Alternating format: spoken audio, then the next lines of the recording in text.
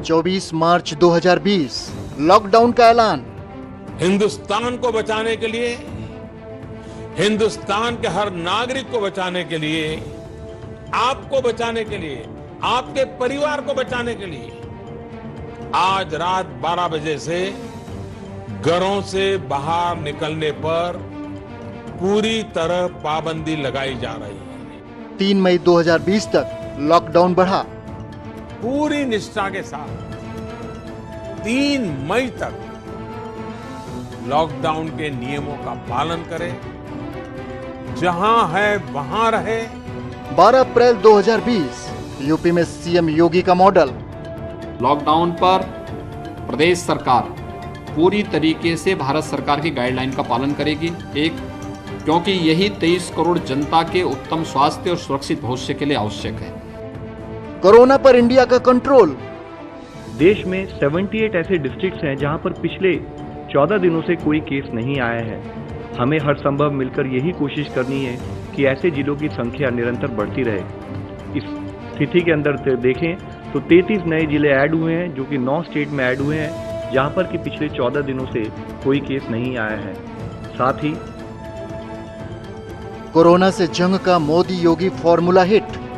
कि एक अगर वैश्विक तुलना हम करें तो we seem to be doing well so far with our strategy which is focused and very intensely focused on the areas where we see a lot of positivity and action happening.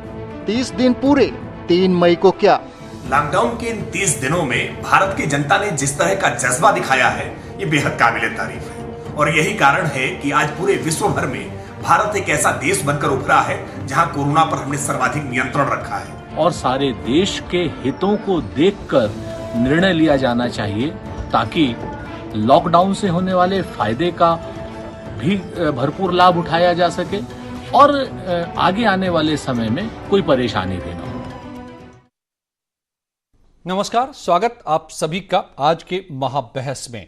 तो अब बड़ा सवाल यह है कि आज के press conference में जैसा कि केंद्र सरकार ने कहा है कि 30 दिन के लॉकडाउन से बड़ा फायदा हुआ, बीमारी को हम रोकने में कामयाब रहे। तो सवाल यह है कि 3 मई के बाद क्या होगा? क्या कोरोना पर भारत ने विजय हासिल कर लिया है या अभी ये रास्ता और आगे बढ़ाना होगा? कोरोना से जंग का ये मोदी योगी का फॉर्मूला क्या हिट साबित हुआ? 30 दिन तो पूरे हो गए लॉकडाउन के। अब 3 मई को क्या होना है, क्या जरूरत है, क्या किया जाना चाहिए? आज आइए इन्हीं सवालों को समझते हैं। मेरे साथ doctor MS Kanwar, respiratory disease expert मौजूद हैं। मेरे साथ मौजूद हैं डॉक्टर अनीस अंसारी, लखनऊ से, एक्स IAS ऑफिसर। मेरे साथ मनीष शुक्ला, बीजेपी के प्रवक्ता और कांग्रेस के भी नेता। मेरे साथ जगदीश शर्मा जी जुड़ चुके हैं। लेकिन सबसे पहले मैं अब MS कंवर साहब, डॉक्टर साहब जो हमें बता रहे हैं हम उसके हिसाब से चल रहे हैं। देशवासी, दुनिया के डॉक्टर, देश के डॉक्टर, WHO के डॉक्टर जो कह रहे हैं और हमने अब तक जो किया है। कंवर साहब हमें यह बताइए कि 30 दिन में जैसा केंद्र सरकार ने दावा किया है कि बहुत बड़ा फायदा हमें मिला, हम बीमारी को रोकने में अब तक कामयाब रहे हैं, क्या यह एक सच है? क्या हासिल हुआ 30 दिनों के लॉकडाउन से?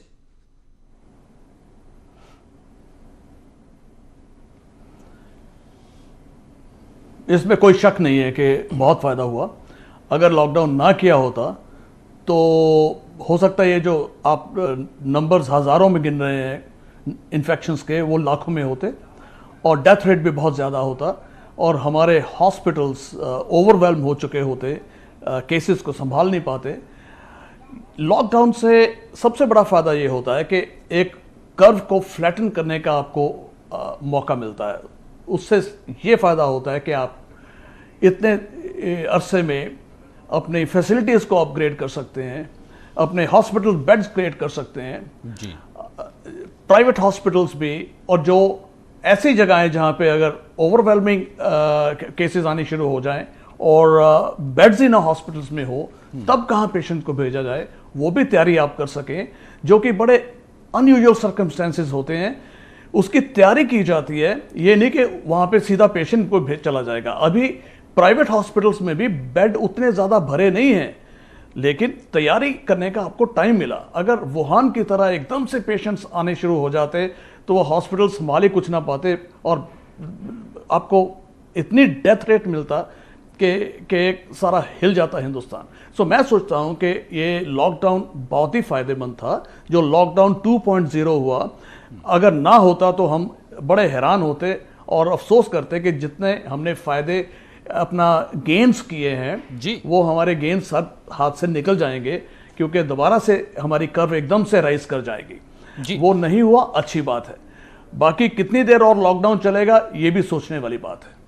तो अभी तक जो आपने बताई, जैसा कि केंद्र सरकार ने भी कहा है, सीके मिश्रा साहब ने कहा है, जो इस टास्क फोर्स के को हेड कर रहे हैं, इस कमेटी के जो लड़ रही है कोरोना से केंद्र सरकार की तरफ से, उन्होंने बताया है कि 3,773 हॉस्पिटल आज कोरोना के लिए तैयार हैं। हमारे पास 1,94,000 आइसोलेशन बेड तैयार हमने किया है। यानी एक तरफ तो हमने बीमारी को रोका फैलने से, दूसरी तरफ हमने तैयारी कर ली कि अगर बीमारी फैल ही गई तो हम उससे कैसे लड़ेंगे। ये दो बातें जो नजर आ रही हैं। और तीसरा जो है, हम सारी सुविधाएं भी पैदा कर रहे हैं। जगदीश शर्मा जी, आप क्या मेरे साथ जुड़ गए हैं? मैं नहीं जान पा रहा हूं। हाँ, जुड़ गया हूं। लेकिन जगदीश जी, क्यों लग रहा है ऐसा? आज ही आपके कांग्रेस वर्किंग कमेटी की बैठक हुई थी और सोनिया गांधी ने कोसा है केंद्र सरकार को, कहा है कि सरकार गंभीर नहीं है कोरोना को लेकर के।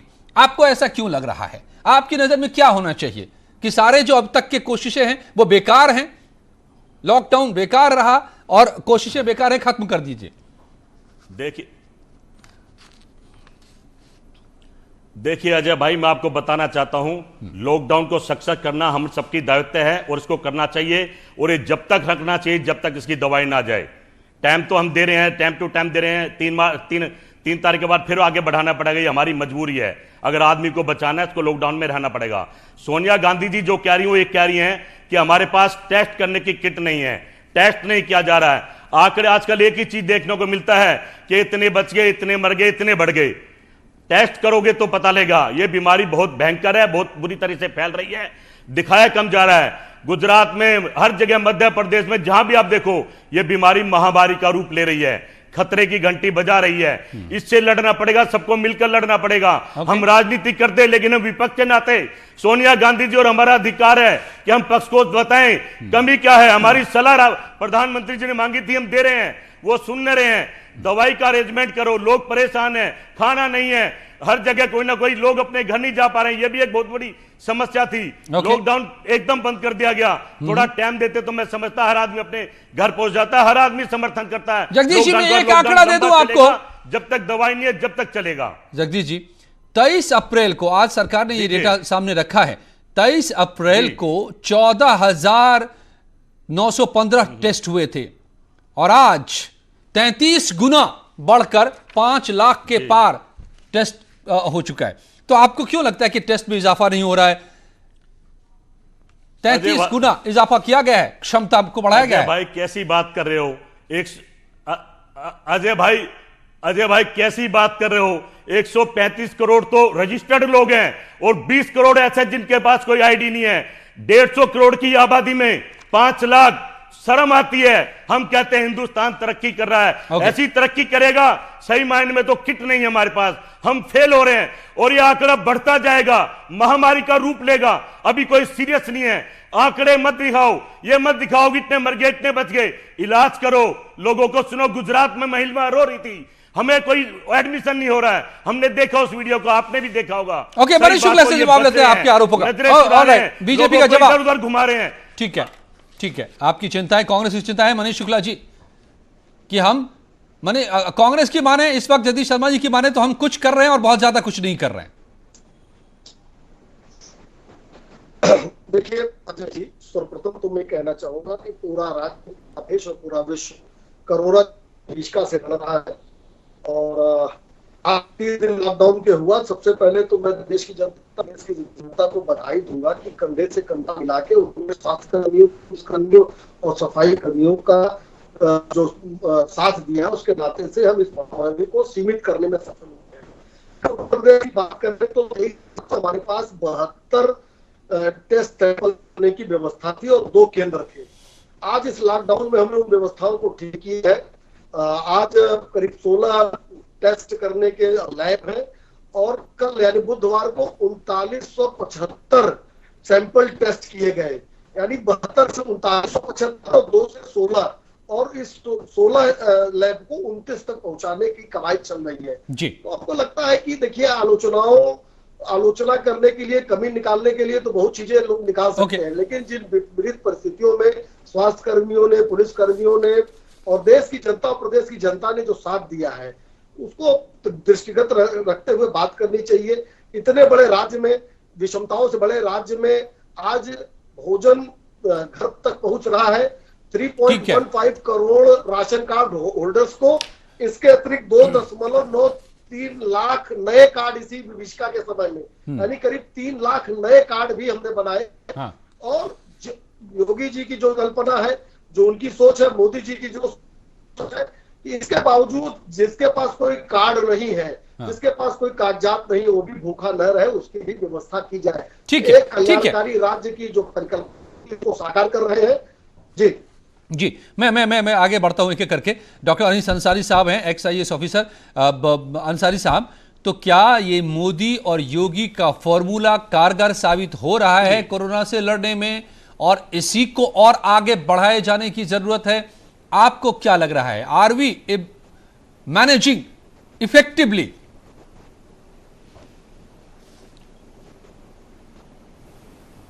लॉकडाउन की वजह से फ़ायदा हुआ है, और अगर बीमारी पर 3 मई तक कंट्रोल नहीं होता, जिसकी मुझे उम्मीद है कि नहीं होगा, आगे बढ़ती रहेगी बीमारी, तो इसको लॉकडाउन की मुद्दत को और बढ़ाना पड़ेगा और बढ़ाना चाहिए।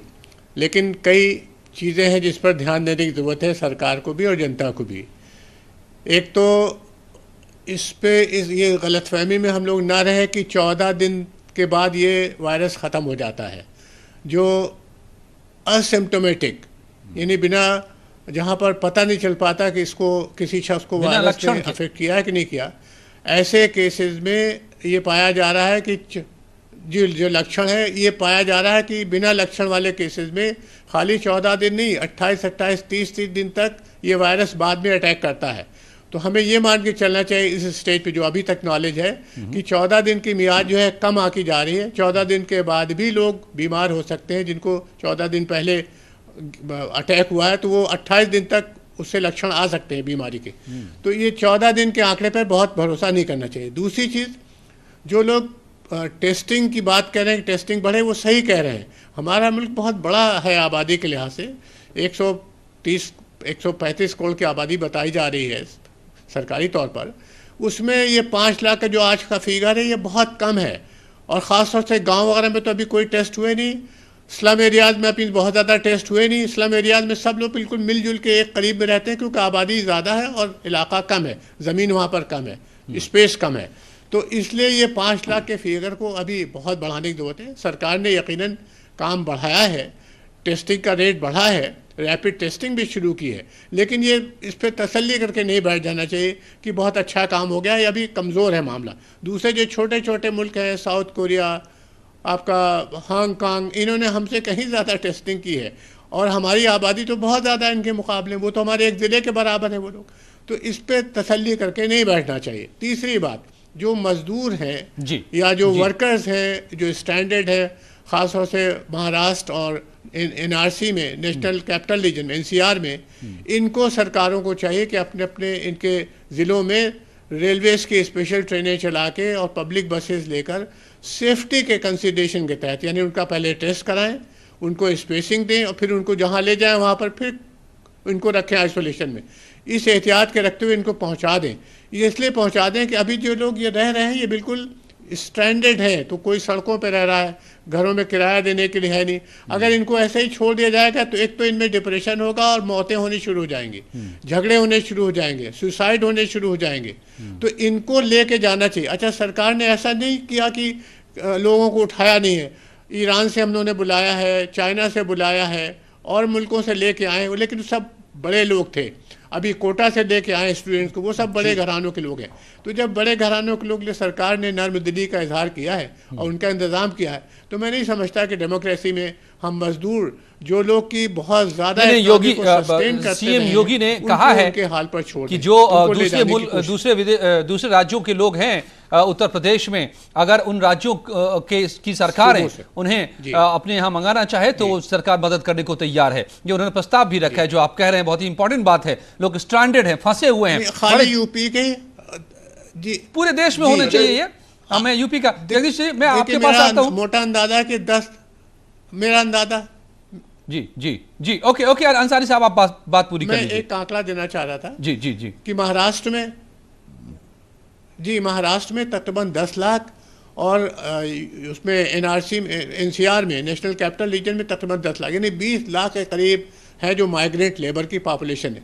यूपी अभी सरकार जो है 5 लाख के माइग्रेंट लेबर की बात करी जो यूपी में आके सेटल हो गए, ठहर गए। हाँ। उनको आइसोलेशन वाला में या उनके खाने पीने के इंतजाम की व्यवस्था सरकार कर रही है। ये आंकड़ा अभी कम है। अभी कम से कम 5 लाख नेशनल कैपिटल रीजन में और 10 लाख के महाराष्ट्र में लोग फंसे हुए हैं। वो सब यूपी के नहीं है, उसमें बिहार के एक ये भी मसला है और इसको आपने उठा दिया है, यूपी सरकार ने भी उठाया है। देखना होगा हमें कि क्या उन लोगों को उनके घरों तक पहुंचाया जाता है। हालांकि उसके बाद सवाल कई पैदा होंगे कि अगर सारे लेबरर्स अपने अपने घरों को चले जाएंगे तो क्या हम उद्योगों को पूरी तरह से ठप कर देंगे, क्या उद्योग चालू नहीं करेंगे? ये सारे सवाल है, मैं पूछूंगा एक एक करके। लेकिन कंवर साहब, एक बात जो टेस्टिंग की बात को लेकर के हो रही है यहाँ बात, एक आंकड़ा एक दिन कहीं से आया, मैंने कैलकुलेट किया बैठकर कि अगर हम अपने टेस्ट की कैपेसिटी को, साउथ कोरिया का जिक्र किया अंसारी साहब ने, 20-25 हजार की कैपेसिटी उन्होंने डेवलप की थी। हमारा देश बड़ा है, अगर 1 लाख की भी कैपेसिटी हम पर डे की डेवलप करते हैं, जो अभी बहुत दूर है हमारे लिए अचीव करना, तो भी 37 साल लग जाएंगे हमें सभी पूरे देशवासी को टेस्ट करते करते।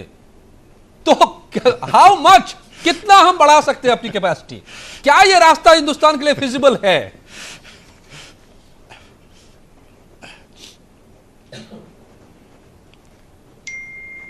है और कम्युनिटी टेस्टिंग करा सकते हैं। 35-37 साल की जो बात कर रहे हैं वो भी तब, अगर 37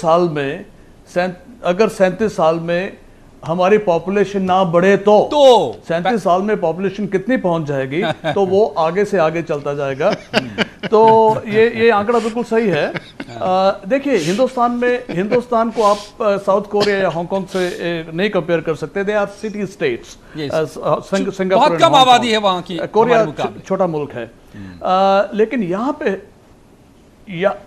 पे हमें ये देखना है कि हम ज्यादा से ज्यादा वो एरिया जो रेड जोन्स हैं या जो ऑरेंज जोन्स हैं वहां पे मैक्सिमम अपने कंसंट्रेशन करके ज्यादा से ज्यादा कॉन्टैक्ट केसेस ढूंढे जाएं और फिर उनके कॉन्टैक्ट ढूंढे जाएं और उनको आइसोलेट किया जाए। अगर हम इतना कर पाते हैं सारे हिंदुस्तान में तो एक बहुत बड़ी उपलब्धि होगी।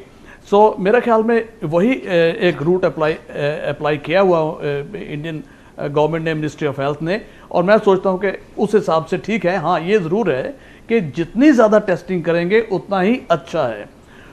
और जब एंटीबॉडी टेस्टिंग हम कर पाएंगे, अभी उसके ऊपर भी क्वेश्चन मार्क आ गया। जयपुर में टेस्टिंग में के रिजल्ट्स ठीक नहीं आ रहे थे, उन्होंने आईसीएमआर को बताया, तो वो अभी 1-2 दिन में बताएंगे कि किट्स जो चाइना से आई थी वो ठीक से काम कर रही है या नहीं कर रही। वो हम लार्ज स्केल पे अप्लाई कर सकते हैं। वो एक तो टेस्ट 15 मिनट में रिपोर्ट दे देगा, सेकेंडली आप उसको इससे मच चीपर टेस्ट, सो वो हम लार्ज स्केल पे अप्लाई कर सकते हैं। लेकिन लार्ज स्केल भी कितना होगा, हिंदुस्तान की आबादी कितनी है जी, सो इस हिसाब से जितनी भी ज्यादा एफर्ट किए जाए उतनी अच्छी है। लेकिन हम वो गोल्स नहीं कभी भी अटेन कर सकते आप दूसरे कंट्री से कंपेयर। तो डॉक्टर साहब, एक तरह ये बताइए कि टेस्टिंग सबको करना तो संभव नहीं है हमारे देश में, आपने भी माना इस बात को, तो फिर रेड जोन में करें हम और बाकी टेस्ट के रास्ते तलाशें। लेकिन आप जरा ये भी हमें समझाइए कि क्या ये बीमारी खत्म होने वाली है, इसका वैक्सीन आएगा, या हम ये कब तक लॉकडाउन में रह सकते हैं, कब तक हम ठप रह सकते हैं?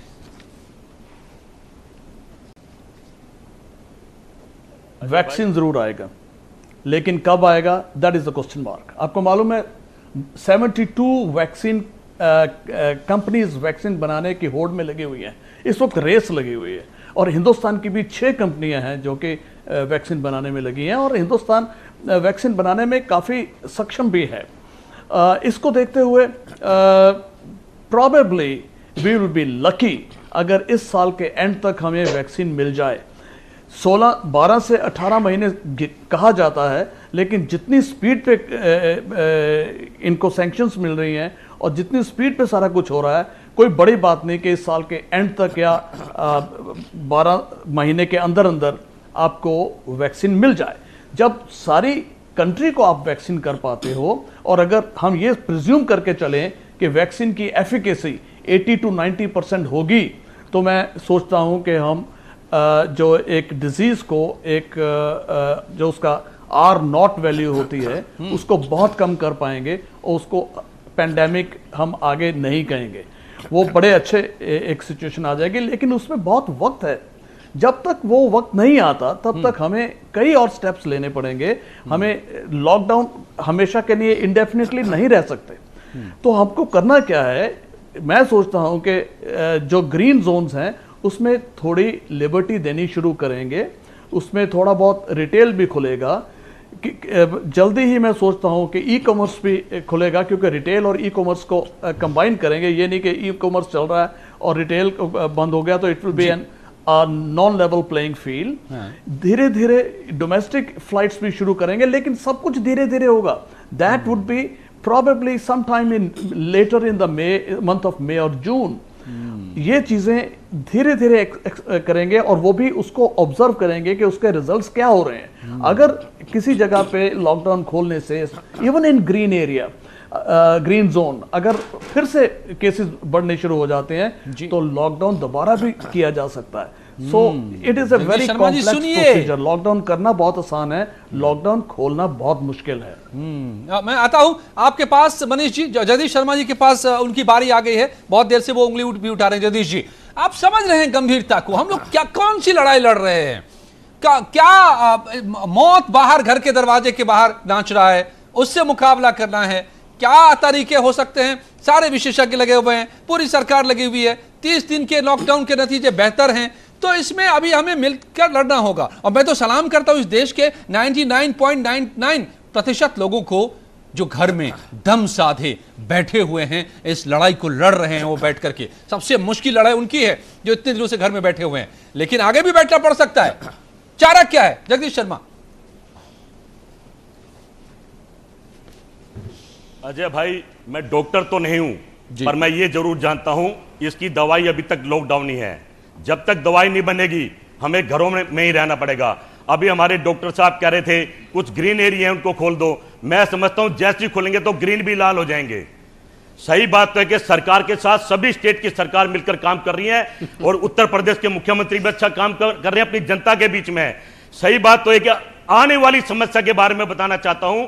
ये जो मजदूर बाहर रह गए हैं, ये लोग हफ्ते 10 दिन से भूखे हैं, और भूख वे कह रहे हैं, फोन कर रहे हैं दूर दूर से, हर स्टेट से, कि हम कोरोना से मरे ना मरे पर भूख से मर जाएंगे। किसी तरह कोई ऐसा रास्ता सभी बैठ के निकाले, इनको चेक कर कर अपने अपने स्टेट घर में भेज दें। कम से कम इनको तसल्ली रहेगी, यहां ये मर रहे हैं, वहां उनके घर वाले मर रहे हैं। सबसे बड़ी समस्या यहां आने वाली है। ये लोग ये मुद्दा उठा जाएंगे, ये लोग भूखे मरते रोडों पर आ जाएंगे, ये युद्ध में आ जाएंगे, तो इनका रोकने बहुत जरूरी है। बिल्कुल, सरकार और प्रधानमंत्री से अपील करता हूं मैं। बिल्कुल मनीष शुक्ला जी, ये भी एक बड़ा मुद्दा है जिसके सर अंसारी साहब ने भी ध्यान दिया, मुद्दा उठाया। देखिए अजय जी, आपको ध्यान में होगा कि मुख्यमंत्री योगी आदित्यनाथ जी ने पहले ही ये कहा कि गाजीपुर से गाजियाबाद तक, सहारनपुर से सोनभद्र तक बिना कागज का भी कोई है उसको भूखा नहीं रहने देंगे। इसके लिए योजना लॉन्च किया गया। हमने राशन कार्ड भी बनाया। इसके अतिरिक्त 20 या 20 से अधिक जहां मरीज है वहां हम लोगों ने डीआईजी और एक आईएएस को नोडल अफसर बनाया है। 1 हफ्ते तक रह के वहां की व्यवस्थाएं करेंगे। एक बात मैं कहना चाहता हूं और आपत्ति के साथ कहना चाहता हूं कि भी अंसारी साहब ने कहा कि बड़े घरों के लड़के कोटा में रहते हैं। तो भाई साहब बच्चे बच्चे होते हैं, 8th पास करके 13-14 साल के बच्चे कोटा में फंसे हुए थे। और योगी आदित्यनाथ जी की इस बात की प्रशंसा होनी चाहिए कि उन्होंने जाति धर्म नहीं देखा और ऊंचा और बड़ा नहीं देखा। सभी घरों के बच्चों को अपने खर्चे पर सरकार जितने भी सावधानी के मानक होते हैं, जितने भी सुरक्षा के मानक होते हैं, उनको पालन करते हुए ले आके उनके घरों तक पहुंचाया है।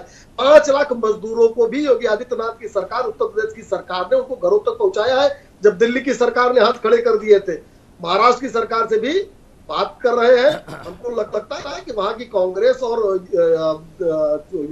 उद्धव ठाकरे की सरकार, उनको भी इस बात का ध्यान में रखना है। उत्तर प्रदेश में भी बहुत ढेर सारे लोग हैं, लेकिन एक जगह से भी अजय जी आपके पास खबर नहीं आई होगी कि कोई बाहर का व्यक्ति उत्तर प्रदेश में रह रहा हो और ये कह रहा हो कि हमको वापस जाना है क्योंकि मुझे भोजन नहीं मिल रहा है। तो हमको लगता है कि पूरे देश के साथ खड़ा होना चाहिए। और जैसे उत्तर प्रदेश की सरकार ने कहा कि कोई कागज नहीं चाहिए, कोई भूखा नहीं सोएगा, उसी तरीके से देश की सभी राज्य सरकारों को इस दायित्व का निर्वहन करना चाहिए। जी अंसारी साहब, आपकी बारी। और कुछ आपत्ति भी मनीष जी ने जताया, लेकिन सबसे अच्छा तरीका हमें तलाशना होगा। बस दो तीन चीजें। एक,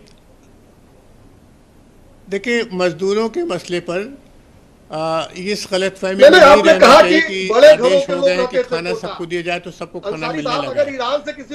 एक मिनट प्लीज, देखिए आप हमारे बीच में नहीं बोलेंगे तो हमें आसानी होगी। हमारे बीच में नहीं बोलेंगे तो थोड़े से समय में हम ज्यादा बात कह सकेंगे। समय भी ज्यादा नहीं है, 2 मिनट का ही समय बचा हुआ है। एंकर साहब आप इनको रोकिए जरा। जी जी हाँ, तो जरा इनसे कहिए कि बीच में हमारे मत मुदाखलत करें कि इन्होंने जो बात कही। मनीष जी आपकी बात का जवाब दे रहे हैं अंसारी साहब, आपने आपत्ति जताई, वो जवाब दे रहे हैं। ये हमें बोलने दीजिए, ये गलत बात है। उनको सुनते अंसारी जी। नहीं, लेकिन ऐसे थोड़ी कर सकते कि जब हमने बात खत्म भी नहीं की फौरन बीच में कूद गए। हमने तो किसी की बात पे नहीं बता। मनीष जी तो आप मुझे साफ साफ बोलने दीजिए और साइलेंटली बोले। नहीं, this is not fair. Okay doctor Ansari please go ahead. मुझे बोलने दीजिए, फिर जो भी कहना हो कहें। यू सजेस्ट सर, आपसे मुझे राय की उम्मीद है। मैं ये कह रहा हूँ, आईएएस ऑफिसर हैं, राय की उम्मीद है कि कैसे हम आगे बढ़े। 30 दिन तो पूरे हुए। मुझे बोलने तो दीजिए प्लीज, मुझे बोलने तो दीजिए।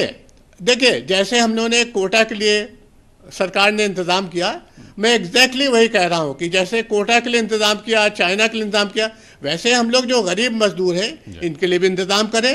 और इस भरोसे में न रहे कि इनको हम 5 लाख आदमियों को रोज खाना अच्छे से दे रहे हैं। ऐसा नहीं है, खाना नहीं मिल रहा है। फिर आप बीच में आ गए। दूसरी बात, इस झगड़े को कुछ लोगों ने हिंदू मुसलमान में बांटने के लिए इस्तेमाल किया है कोरोना के। इससे बचने की जरूरत है। तीसरी बात, सारे जो गरीब लोग इस वक्त बेकार हो गए हैं, इनको 7,500 रुपए पर महीने की रकम पहुंचाने की सिफारिश की गई है अपोजिशन की तरफ से। सरकार को चाहिए कि ये 7,500 time up sir, I am so sorry to interrupt you, उनके खातों में पहुंचा। डॉक्टर अंसारी, आपने कुछ महत्वपूर्ण सवाल उठाए हैं। 2 बातें उभर कर आ रही हैं 30 दिन के बाद। अगर हम समझने बैठे इस महाबहस में आज कि हमने अब तक जो किया उससे बड़े फायदे हुए, लेकिन ये अभी रास्ता लंबा है, बीमारी अभी घेरे हुए है और इससे निजात पाने का तरीका अभी है नहीं, तो इससे इसी तरीके से लड़ते रहना होगा। लेकिन इस सब के बीच दूसरी बात यह है कि जिन जिन को नुकसान पहुंच रहा है उनकी मदद करनी होगी। बहुत बहुत धन्यवाद आप सबका मेरे साथ जुड़ने के लिए। और जीनत के साथ अब देख लेते हैं इस वक्त की खबरें। जीनत, बहुत शुक्रिया जी।